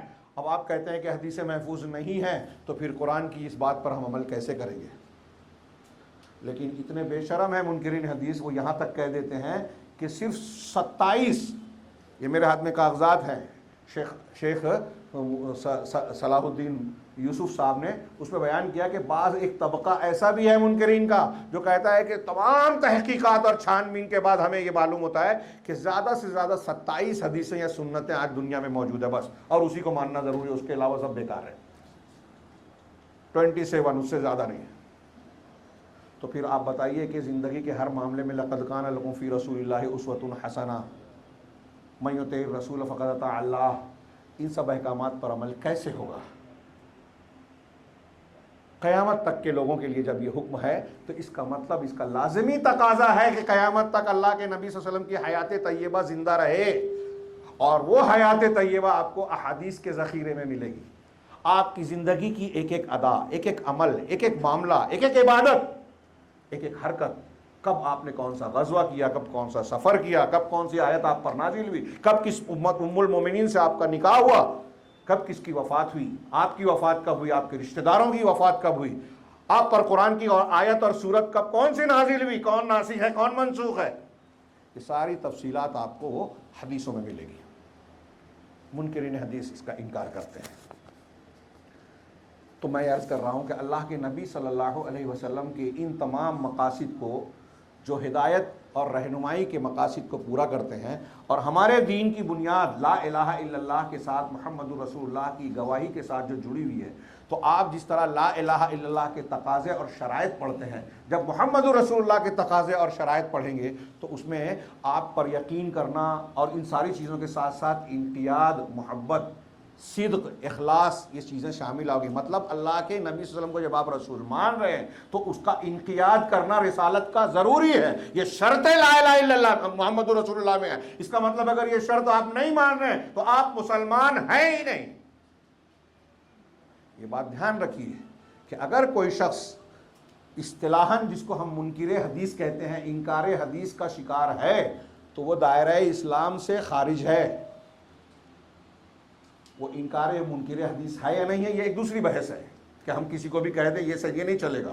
ہاں، مؤولین بھی ہیں، تعویل کرنے والے، میں نے ابھی کہا کہ کس پر کہیں گے، یہی میں اس کا ذکر کر دوں ان شارٹ مختصراً، کہ بہت سارے علماء جیسے اجتہاد کرتے ہیں، دو حدیثوں میں جو ہے ترجیح اور عدم ترجیح کا پہلو اختیار کرتے ہیں۔ اس تناظر میں اگر کوئی اجتہاد کرتے ہوئے کسی حدیث کو نہیں مان رہا ہے تو اس کو منکر حدیث نہیں کہیں گے، مؤول کو، تعویل کرنے والے کو نہیں کہیں گے۔ کسے کہیں گے منکر حدیث؟ جو کوئی ایسا اصول اختیار کرتا ہے، اصول بناتا ہے جس سے حدیثوں کا انکار لازم آتا ہے، جو ایسا اصول بناتا ہے جو صحابہ، تابعین یا محدثین یا امت کے اجماعی مسلمہ اصولوں یا مانے ہوئے مفہوم کے خلاف ہو، غور سے سنیے گا، نازک بات ہے. مسلمانوں کے قرآن و حدیث سے ثابت شدہ کسی مسلمہ اصول اور اصطلاح یا مفہوم کی مخالفت کر رہا ہے کوئی شخص، تو وہ منکر ہے. مثال کے طور پہ میں ایک اور موٹی سی بات بتاؤں کہ جیسے صحیحین بخاری مسلم کی حدیثیں ہیں، بخاری مسلم کی مسند حدیثوں کے معنی اور اس کی حدیثوں پر مسند حدیثوں کی صحت پر امت کا اتفاق ہے، جیسا کہ شاہ ولی اللہ اور بہت سے محدثین کا کہنا ہے، اس پر اتفاق ہے. اب کوئی بغیر کسی عذر کے ایسا رویہ اختیار کرے کہ صحیحین کی روایتوں کو بھی قبول نہ کیا جائے، صحیحین کی کسی روایت کے معنی مفہوم پر بحث اگر وہ کرتا ہے، اس کے کسی معنی پر کوئی سوال اٹھاتا ہے اور اس میں انکار کر رہا ہے یعنی تاویلاً، تو وہاں غور کرنے کی گنجائش ہو سکتی ہے. لیکن اگر وہ یہ کہتا ہے کہ وہ بھی انسان تھے، ان کی حدیثیں غلط ہو سکتی ہے، اور ایسا کہتے ہوئے وہ اپنے خود ساختہ اصولوں کی بنیاد پر اس کی روایتوں پر وہ تلوار چلا کے قتل کرتا ہو، مطلب رد کرتا ہو، تو وہ منکر حدیث کہلائے گا. ہمارے یہاں ہمارے بہت بزرگ علماء کرام گزرے ہیں، مولانا اسماعیل شیخ اور انکار حدیث کی کوئی بحث، سب سے کہوں گا حجیت حدیث آپ اپنے پاس رکھ لیجئے، 5 مقالات ہیں اس میں. شاہ اسماعیل مولانا اسماعیل گجران والا اور اسماعیل سلفی بھی کہتے ہیں رحمہ اللہ. ہاں، تو یہ جمعیت اہل حدیث مرکزی جمعیت نے بھی اس کو چھاپا ہے 5 مقالوں کو، اور البانی صاحب کے 3 مقالات کے ساتھ ان 5 مقالوں کو جامع سلفیہ بنارس نے بھی چھاپا ہے. تو انہوں نے ایک انکار حدیث کا ایک چارٹ بنایا ہے. تو اس میں ایک تو عام طور سے دعویٰ کیا کہ ایسا بہت ہی شاذ نظر آئے گا، آپ کو شاذ و نادر نظر آئے گا کہ کلی طور سے کوئی طبقہ حدیثوں کا انکار کرتا ہو، مکمل کہے کہ میں حدیث کو مانتا ہی نہیں. یہ ہندوستان میں عبداللہ چکڑالوی اور ایسے کچھ 2-4 احمق ترین لوگ گزرے ہیں، باقی آپ کو شاذ و نادر ہی کوئی ایسا ملے جو تمام حدیثوں کا انکار کرے. پھر ابھی تذکرہ آئے گا انشاءاللہ اس درس میں، نہیں تو اگلے درس میں، کچھ کہ کون لوگ کیوں انکار کرتے ہیں. تو مختلف طبقات ہیں. اس میں انہوں نے کچھ لوگوں کا ذکر کیا، جیسے مولانا مودودی صاحب، مولانا امین احسان اصلاحی صاحب تدبر قرآن والے. ان کے بارے میں وہ کہتے ہیں کہ یہ باقاعدہ براہ راست حدیث کا انکار تو نہیں کرتے، لیکن ان کی روش اور رویہ ایسا ہے کہ انکار حدیث کی راہیں ہموار ہوتی ہیں ان کے رویے سے. لیکن یہ میرے سامنے کچھ صفحات ہیں امین احسان اصلاحی صاحب سے متعلق جو شیخ صلاح نے لکھا ہے کتاب، اس کے شروع میں ہی انکار حدیث کا مصداق کون، اس عنوان کے کو میں بیان کرتے ہوئے آخر میں یہ جو انہوں نے مثالیں اور اصولی بحثیں کرنے کے بعد ایک جملہ جو 4 جملے کہتے ہیں، انہوں نے کہا، چاہتا ہوں کہ ان کی عبارت پڑھوں، وضاحت ہو جائے. یہ کہتے ہیں کہ اسی طرح سنت یا حدیث بھی شرعی اصطلاح ہے. علاوہ ازیں یہ صحابہ، تابعین اور محدثین کے نزدیک ایک ہی چیز ہے، سنت اور حدیث. اس کا مفہوم مصداق بھی 1400 سال سے مسلم چلا آ رہا ہے. اس کو جو اس کے مسلمہ مفہوم و مصداق کے مطابق مانے گا وہ اس کو ماننے والا تسلیم کیا جائے گا، اور جو یہ کہے گا کہ میرے نزدیک سنت کا مفہوم یہ ہے اور حدیث کا یہ مفہوم ہے، اور وہ مفہوم اس کے خود ساختہ اور مسلمہ مفہوم کے یکسر خلاف ہے، تو وہ حدیث و سنت کو ماننے والا نہیں کہلا سکتا، چاہے وہ زبان سے حدیث و سنت کو ماننے کا 1000 مرتبہ دعویٰ کرے. جیسے بڑی اچھی مثال دی، جیسے مرزائی دعویٰ کرتے ہیں، مرزا غلام احمد قادیانی کو ماننے والے دعویٰ کرتے ہیں کہ ہم ختم نبوت کے قائل ہیں، ہم اللہ کے نبی صلی اللہ علیہ وسلم کو خاتم النبیین مانتے ہیں. ایک طرف وہ یہ کہتے ہیں، ہاں، لیکن وہ منکر ہی کہلائیں گے. اس کے باوجود کہتے ہیں کہ مرزا غلام احمد قادیانی کو بھی نبی اس لیے مانتے ہیں کہ نبی صلی اللہ علیہ وسلم کی مہر آپ پر لگی ہوئی ہے، اور آپ کو مرزا کو نبی ماننے سے آپ کے خاتم النبیین ماننے پہ کوئی فرق نہیں پڑتا. یہ ان کا کہنا ہے. لیکن کیا ان کے کہنے سے صحیح ہے؟ یہ بات ان کی صحیح ہے؟ جب وہ کسی اور کو نبی کسی بھی معنی میں نبی مان رہے ہیں، بروزی ذلی ان کی نئی اصطلاح ہے، وہ خاتم النبیین ہونے کا انکار کر رہے ہیں رسول صلی اللہ علیہ وسلم کے بارے میں. ایسے ہی کہہ رہے ہیں کہ کیونکہ وہ ختم نبوت کا وہ مفہوم نہیں مانتے جو مسلم ہے، بلکہ خود ساختہ مفہوم کی روشنی میں مانتے ہیں. اس وضاحت کی روشنی میں جہاں پرویزی، غلام احمد پرویز کو ماننے والے پرویزی حدیث کے منکر ہے، وہاں اسی کے منہج پر چلنے والے فراہی، اصلاحی اور غامدی اور دیگر ان کے ہم نوا بھی منکر حدیث ہی قرار پاتے ہیں. بہت ہی وضاحت سے کہہ رہا ہوں. یہ شیخ صلاح کا کے الفاظ ہیں، یہ میرے پاس ہے، لے سکتے ہیں تحریر، ہاں ان کی موٹی کتاب کا کچھ حصہ ہے یہ۔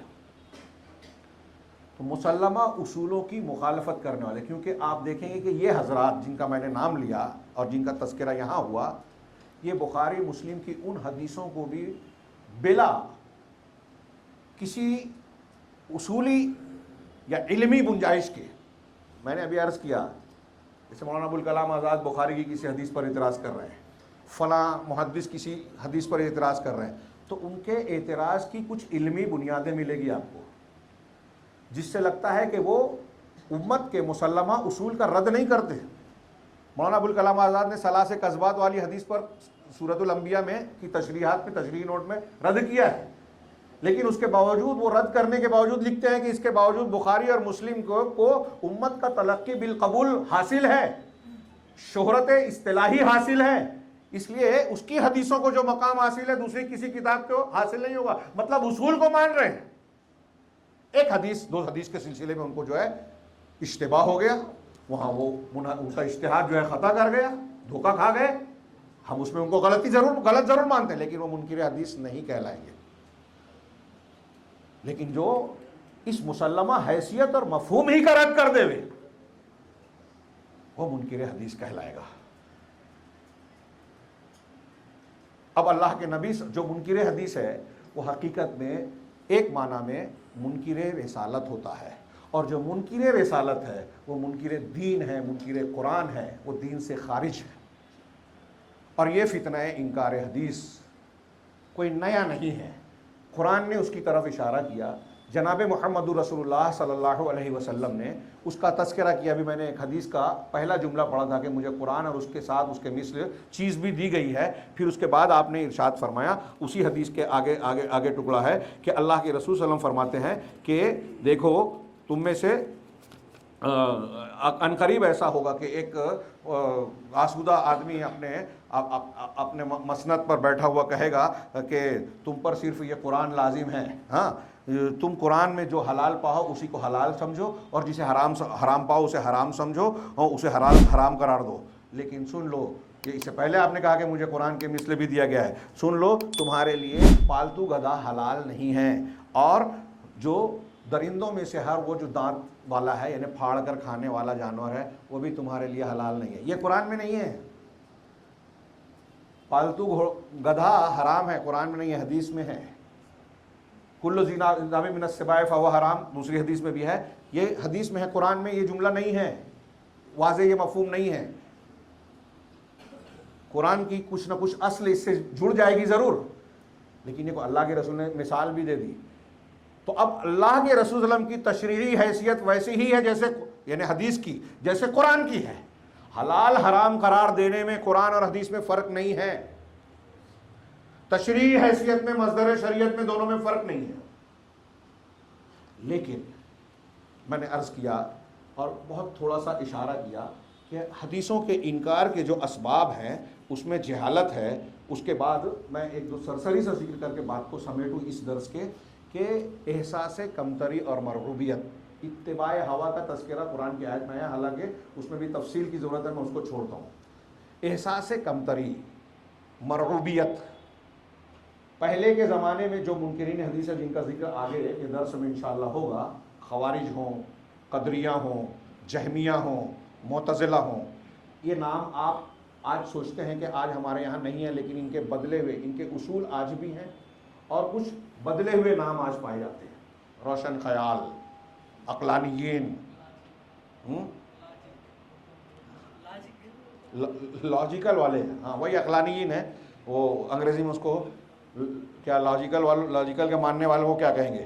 تو بہرحال یہ نئے روشن خیال متنورین اور نئے اس قسم کے نام دیے ہیں، تو ان کے اصول وہ پائے جاتے ہیں۔ ان میں ایک چیز آپ کو بہت مشترک ملے گی، اس زمانے کے منکرین حدیثوں جہمیہ نے یہود سے دین حاصل کر کے اللہ کے اسماء و صفات سے متعلق احادیث کا اور آیتوں کا انکار کیا۔ وہ جہمیہ نے یہود سے لیا تھا، قدریہ کی تعلیم بھی کچھ یہود سے اور کچھ ایک نصرانی شخص سے لی گئی ہے۔ روافظ عبداللہ بن سبا سے متاثر تھے، خوارج اور ان کے یہاں بھی ان بدعتیوں کا معاملہ بھی آپ کو ملے گا کہ غیر مسلموں سے جو ہے کچھ نہ کچھ اخذ کیا، ان سے دبے اور مروب تھے۔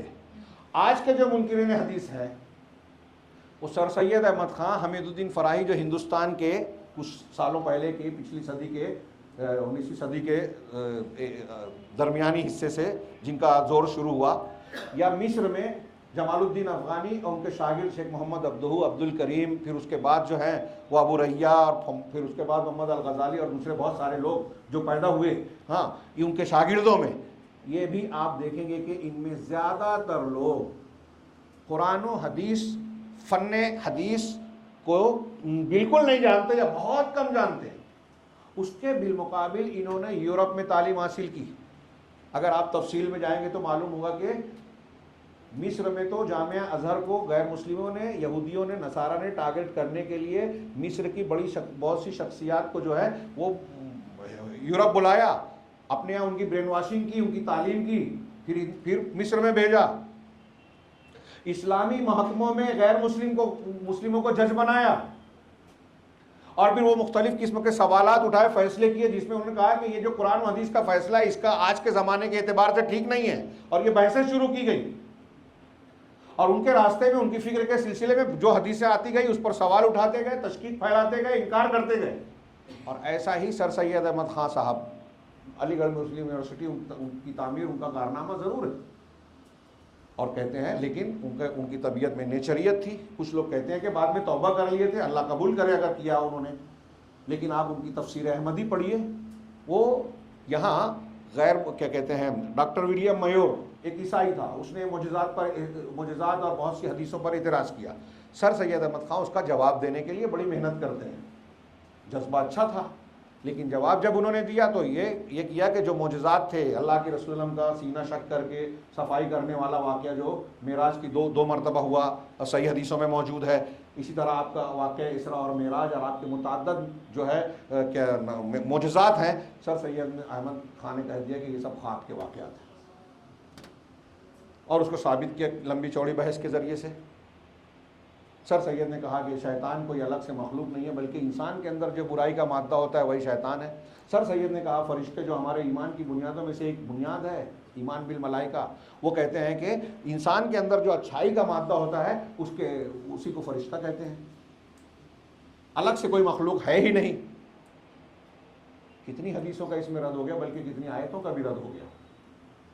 اہل علم نے ان کا جواب دیا، لیکن ان طبقات سے متاثر ہونے والے روشن خیال لوگ اس زمانے میں تھوڑا اچھل کود مچائے، مستشرقین سے انہوں نے مسالہ لیا، پرانے منکرین حدیث کا تو جو ہے ذخیرہ جو ہے جھاڑ جھوڑ کے جو ہے گرد و غبار اڑا کر اس کو پھر سے تازہ کرنے کی کوشش کی، اور جدید دور میں اس کو پھیلایا جا رہا ہے۔ اور جدید دور میں یہود نصارہ جو ترقی یافتہ دنیا ہے، وہ اپنی سائنس اور ٹیکنالوجی اور ترقیات کے سائے میں وہ دین کو بھی پیش کرتی ہے، گویا یہ تاثر دیتی ہے ہمارے جاہل طبقات کو، مسلمانوں کے اور نئی نسل کو، ہماری نئی نسل کے لوگوں کو، کہ مسلمان پچھڑے ہوئے اس لیے ہیں کہ وہ قرآن و حدیث پر چل رہے ہیں، مسلمان پیچھے اس لیے ہیں کہ وہ دینداری اختیار کرتے ہیں، جبکہ دنیا کو اس راستے پر جس پر چل کے وہ آج جس مقام پر پہنچے ہیں، اس راستے پر چلانے والی چیز قرآن و حدیث کی تعلیمات ہی تھی۔ دنیا میں 800 سال تک مسلمانوں کی برتری رہی، اور انہوں نے جو دنیا میں اس زمانے میں جو بھی ایجاد ہوا کسی مسلمان سائنٹسٹ نے ایجاد کیا۔ یہ میں ہوائی دعویٰ نہیں کر رہا ہوں، یہ ایسی چیز ہے جس کی گواہیاں تاریخ میں موجود ہے، مسلمانوں ہی غیر مسلموں نے بھی اعتراف کیا ہے۔ 800 سال تک دنیا میں جو بھی ایجاد کیا مسلمانوں نے کیا، لیکن آج یہ تاثر دیا جاتا ہے کہ حدیثوں کی وجہ سے مسلمانوں میں اختلاف ہے، منکرین حدیث کہتے ہیں حدیثوں کی وجہ سے مسلمانوں میں انحطاط ہے، حدیثوں کی وجہ سے مسلمان پیچھے ہیں۔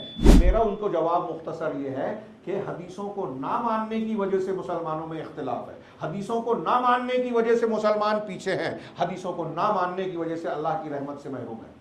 دنیا کے عذاب کو بھی جھیل رہے ہیں، اس لیے کہ اللہ تعالیٰ نے صاف صاف قرآن میں کہا ہے فَلْيَحْذَرِ الَّذِينَ يُخَالِفُونَ عَنْ أَمْرِهِ أَن تُصِيبَهُمْ فِتْنَةٌ أَوْ يُصِيبَهُمْ عَذَابٌ أَلِيمٌ، کہ جو لوگ اللہ کے رسول صلی اللہ علیہ وسلم کے حکم کی مخالفت کرتے ہیں انہیں اس بات سے ڈرنا چاہیے کہ انہیں فتنہ پکڑ لے۔ فتنے کی ایک تشریح ہے کہ یہ دنیا کا عذاب پکڑ لے گئے، فتنے کی ایک تشریح علامہ امام احمد نے کی کہ شرک پکڑ لے گئے، یعنی مسلمان شرک میں پڑ جائے گا اگر حدیث کی مخالفت کرے گا، سنت کے خلاف جائے گا، اور سنت کی مخالفت کرے اور شرک کرے، دونوں کا نتیجہ یہ نکلے گا کہ اللہ کی مدد سے محروم ہو جائے گا، اور کوئی نیتن یاہو، کوئی سنگ، کوئی فلاں اور فلاں مسلمانوں کو تباہ اور برباد کرتا رہے گا، اور کوئی سننے والا نہیں ہوگا۔ حدیثوں کی مخالفت کے نتیجے میں وَجُعِلَ الذُّلُّ وَالصَّغَارُ عَلَىٰ مَنْ خَالَفَ أَمْرِي، حدیث کا ٹکڑا ہے کہ جو میرے حکم کی مخالفت کرے گا، حدیثوں کی مخالفت کرے گا، اس پر ذلت اور انحطاط، صغار، بے عزتی اس پر مسلط ہو جائے گی، لکھ دی گئی ہے، متعین ہو جائے گی۔ تو انکار حدیث کا یہ فتنہ مسلمانوں کو ذلیل کرنے والا، پستی میں لے جانے والا ہے، اور اس میں اہم بات یہ ہے کہ براہ راست ڈائریکٹلی پوری حدیثوں کا انکار نہیں پایا جاتا عام طور سے امت میں۔ یہ انشاءاللہ اگلے درس میں ہم گفتگو کریں گے کہ اس فتنہ انکار حدیث کی تاریخ کیا تھی، اور آج اس کے علم بردار یا اس سے متاثر ہونے والے لوگ کس طریقے سے امت کو گمراہی میں دھکیلنے کی کوشش کرتے ہیں۔ اور یہ ایک بات یاد رکھنی چاہیے کہ انکار حدیث مختلف شکلوں میں آتا ہے، کبھی کبھی صوفیوں کی شکل میں، مقلدین کی شکل میں، اور یہ جو روشن خیال طبقہ ہے، لبرل طبقہ ہے، جدید ازم اور نئی نئی تنظیموں کا نام لے کر مسلمانوں کو جدید ماحول میں نئے اسلام کی تعلیم اور نئے تقاضوں کی تکمیل کے نام پر دھوکہ دینے والے، اور ہمارا کالج کا یا نوجوان طبقہ جسے یہ لگتا ہے کہ مسلمان پچھڑے ہوئے ہیں، علماء کرام اپنا حق ادا نہیں کر پا رہے ہیں، یا وہ بہت سارے محاذ پر جو ہے دشمنوں کے نرغے میں ہیں، تو وہ ایک قسم کی مظلومیت کا شکار ہے، محرومی کا شکار ہے۔ جب تھوڑا سا کہیں کوئی نعرہ سنتے ہیں، تھوڑی سی آواز سنتے ہیں کہ ارے دیکھیے اسرائیل کا فلاں نے جواب دے دیا، تو اس کے جواب کے ساتھ ساتھ وہ چاہے جس تناظر میں ہو، وہ ٹھیک ہے کہ اس کا جواب اچھا جواب ہو، لیکن اس جواب کی بنیاد پر اس کے ناحق کو بھی حق تسلیم، اس کے مذہب کو بھی سچ تسلیم کرنے کی جو ہے پر ابھارا جاتا ہے۔ یہ ہمارے ہاں سوچنے کا زاویہ بہت ہی محدود اور کمزور سا ہے۔ اگر یوکرین اور اسرائیل میں، رشیا میں جنگ ہو رہی ہے، اور کسی ایک سے ہماری ہمدردی ہو کہ وہ حق پر ہے، کسی بھی تناظر میں ایک مظلوم ہے، ایک حق پر ہے، یا ہم سے زیادہ قریب ہے، کسی ہمارے فائدہ یا مصلحت کسی کے فائدے میں ہے، اور ہم اس سے کوئی ہمدردی رکھتے ہیں، تو اس کا یہ مطلب نہیں ہے کہ اس کا دین اور مذہب بھی ہمارے نزدیک جو ہے قرآن و حدیث کے دین اور مذہب کی طرح قابل قبول ہو جائے گا۔ یہ فلسفہ، یہ اصول اچھی طرح سمجھنے اور سمجھانے کی بھی ضرورت ہے۔ ہمارا نیا مسلمانوں کا جو نئی نسل اور نیا طبقہ ہے، کالج کا طبقہ ہے، وہ مسلمانوں کی محرومی اور مظلومی کو جب دیکھتا ہے تو اس تناظر میں ہر اٹھنے والی آواز جو ظالم کے خلاف ہوتی ہے، یا کہ مسلمانوں کو آگے بڑھانے کا دعویٰ کرنے والی، چاہے وہ جھوٹی ہی ہو، اس کے پیچھے وہ بھاگنے لگتا ہے۔ اور ایسی ہی آواز جب انکار حدیث کے علم برداروں کی طرف سے آتی ہے، اور وہ یہ دعویٰ کرتے ہیں کہ ان کی یہ آواز دانشوری ہے، روشن خیالی ہے، جدید دور کے امریکہ، یورپ اور چمک دھمک کی دنیا، جو گلیمر والی دنیا ہے، اس کے ساتھ اسلام کو چلانے والی دنیا ہے، تو انہیں لگتا ہے کہ یہ سچی اور مؤثر بات ہے، جبکہ یہ بہت بڑا دھوکہ ہے۔ جو چمک دمک والی دنیا ہے وہ خود آج خودکشی کے بہانے پر کھڑی ہوئی ہے، اور ہمارے نئے نسل کے مسلمانوں کو یہ سبق پڑھایا جاتا ہے کہ آپ کو ترقی کرنے کے لیے اس راستے پر چلنا چاہیے۔ ابھی بہت کچھ باقی ہے فتنہ انکار حدیث سے متعلق، انشاءاللہ ہم اگلے درس میں اس پر گفتگو کریں گے۔ اللہ رب العالمین سے دعا ہے کہ وہ ہماری اس مجلس کو دنیا اور آخرت کے لیے مفید بنائے، اور ہمیں کہنے سے زیادہ عمل کرنے والا بنائے۔ وآخر دعوانا ان الحمد للہ رب العالمین، وصلی اللہ علی نبینا محمد۔